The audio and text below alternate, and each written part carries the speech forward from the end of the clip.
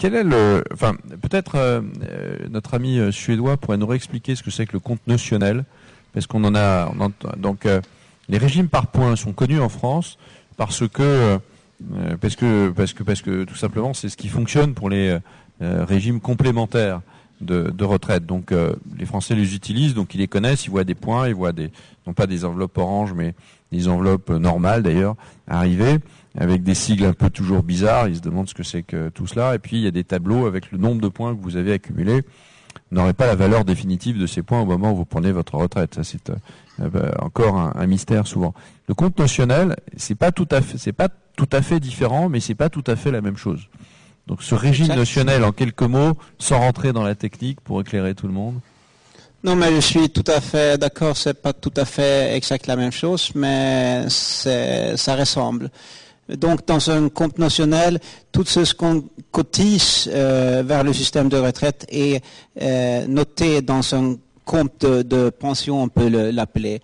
Et si on cotise un couronne, on va noter un couronne sur le compte notionnel. Et quand on va prendre son pension, on peut le prendre depuis de 61 ans. Le pension est calculé selon ce qu'on a sur ce compte notionnel. Et le montant est divisé avec l'espérance de vie qu'on a quand on veut prendre son pension. Ça fonctionne comme ça, c'est super simple en effet.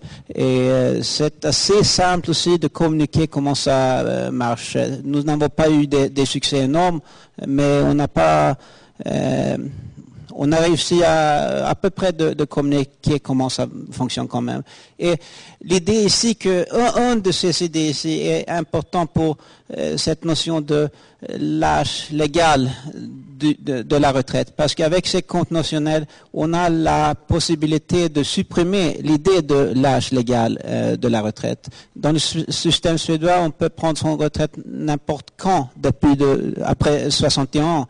Mais on va payer pour prendre le pension tôt, comme on va avoir cotisé moins et l'espérance de vie qui reste à 61 ans va être plus important qu'à 65 ou à 66. Il y a un âge d'ouverture des droits qui est de 61.